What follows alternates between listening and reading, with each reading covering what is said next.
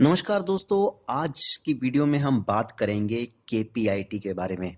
जानेंगे कंपनी का बिजनेस और देखेंगे कि कंपनी किस फील्ड में काम करती है, क्या प्रोडक्ट हैं, क्या हैं इसके फाइनेंशियल फिगर्स और इनकी स्ट्रेंथ और वीकनेस के बारे में आज की वीडियो में हम बात करेंगे।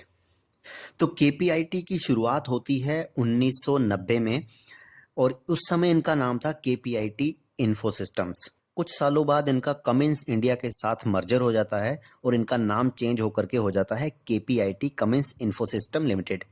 2013 में कमिंस का फोकस बढ़ जाता है इंजन और जनरेटर मैन्युफैक्चरिंग के ऊपर, तो वो इसमें से अपनी होल्डिंग कम कर देते हैं। तो 2013 में केपीआईटी बन जाती है केपीआईटी टेक्नोलॉजीज और लेटेस्ट अभी 2018 में इनका मर्जर हुआ था बिरला सॉफ्ट के साथ। और अब इनका पूरी तरह से फोकस है ऑटोमोबाइल सेक्टर्स में आईटी सॉफ्टवेयर और टेक्नोलॉजीज को डेवलप करना। गाड़ियों में अलग अलग तरह के जो सेंसर लगे होते हैं, जैसे कि उसकी इंजन परफॉर्मेंस को लेकर के, या फिर आजकल जो ड्राइवरलेस गाड़ियों में जैसे सेंसर होते हैं जो कि खुद ही साइन बोर्ड को रीड करके ड्राइव करती हैं, जब मैप की हेल्प से ड्राइव करती हैं, ये सारे सेंसर डेवलप करने का काम केपीआईटी करती है। इसके अलावा गाड़ियों में जो इंफोटेनमेंट सिस्टम रहता है उसको कैसे ड्राइवर के साथ कनेक्ट करना है, उनको कैसे अपग्रेड करना है, तो ये सारे काम केपीआईटी करती है। उसके अलावा गाड़ी में किसी तरह की अगर सॉफ्टवेयर रिलेटेड प्रॉब्लम आने पर आपको गाड़ी लेकर शोरूम ना जाना पड़े उसकी मेंटेनेंस के लिए, तो आप अपने घर से ही उसको कनेक्ट करके उसको सही करवा सकते हैं।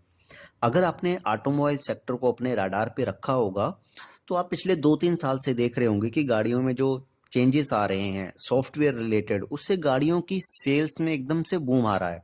तो ये जो सॉफ्टवेयर रिलेटेड चेंजेस हैं, इसकी हेल्प से ऑटोमोबाइल सेक्टर्स को बहुत ही फायदा मिल रहा है।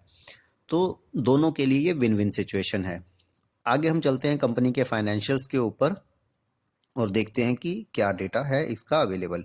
तो मार्केट कैप है कंपनी का 31,690 करोड़ का और करंट मार्केट प्राइस चल रहा है 1156 रुपीज़। स्टॉक पी है 73 पे और रोस चल रहा है 30.4 और आरओई रिटर्न ऑन इक्विटी है 25.7% पे। चार्ट पैटर्न बहुत ही शानदार हायर हाइज हायर लो बनाता हुआ ऊपर की तरफ जा रहा है। इस बार के क्वार्टरली रिजल्ट्स देखें तो जून 2023 क्वार्टर में कंपनी ने 1098 लगभग 1100 करोड़ का बिजनेस किया था और उसमें इसकी 19% प्रॉफिट मार्जिन के साथ 134 करोड़ का नेट प्रॉफिट था। साल दर साल कंपनी की सेल्स लगातार बढ़ती हुई पिछले साल लगभग 3,365 करोड़ की रही थी, जिसमें कि 19% ऑपरेटिंग प्रॉफिट मार्जिन के साथ नेट प्रॉफिट 500 करोड़ का रहा था। कंपाउंडेड सेल्स ग्रोथ पिछले 3 सालों की 16% पे है।